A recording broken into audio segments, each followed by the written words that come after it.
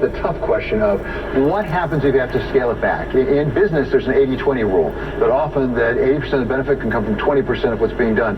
If you have to pick, are there some programs that are more important? I understand you want them all. Well, certainly. The president laid out this fulsome vision because we do need all of these pieces for the American economy. And so, he has been very, very clear that he has two bottom lines. One is that we definitely need to get this done. And so we need to move it across the finish line and find those compromises that get us from here to there.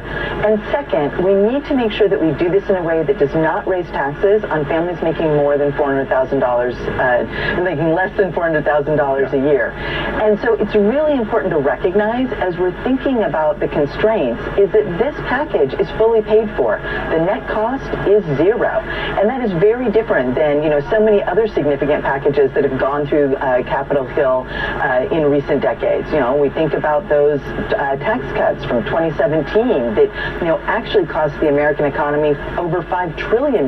We talked about the net number of just $2 trillion. This is net zero. And so, we can pay for this through addressing, systemic distortions in our tax system. And I hope that we all keep that front and center as we're working through these negotiations. Heather, I wouldn't be doing my job if I let you go without talking about inflation. It's something we talk about on Bloomberg every single day, and the debate about how persistent it is. We've heard now from Fed Chair Jay Powell that, in fact, it's a little bit worse, a little more persistent than he thought, although he's still not too concerned about it. What are you telling the president about what's going on with inflation? Because it seems like we have a series of issues involving supply chains and other things that keep coming up that extend the time we're going to have inflation. Here's the thing. We know that we got into this current economic crisis because of the pandemic, because of the coronavirus, and that it is the fact that we've not contained the pandemic here or around the world that has led to so many of these supply chain hiccups. And, we do believe that they are still transitory, that they are connected to the fact that people, their challenges with face-to-face contact in different parts of the supply chain. What this has really underscored is the interconnectivity of America's supply chains. And that's why the president has focused so much energy on making sure that we are doing that forward thinking around our supply chains so that we can help them move smoother in the future. And finally, Heather, how connected is the U.S. economy with the rest of the world?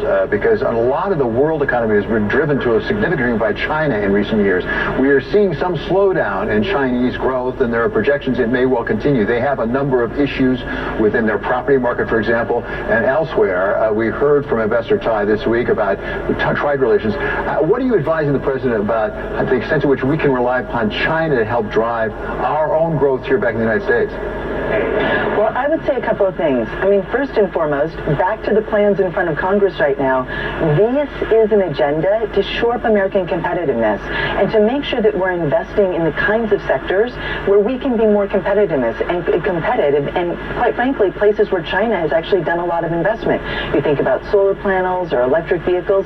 These are the kinds of sectors of the economy that are going to drive growth moving forward, and that's why the president has been so committed to that agenda.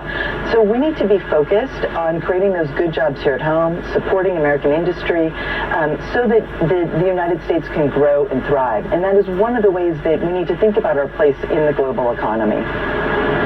Okay, Heather, it's always a great pleasure to have you with us. That's Heather Boushey of the Council of Economic Advisors at the White House. And coming up later today, I'm going to speak with Senator Elizabeth Warren, Democrat.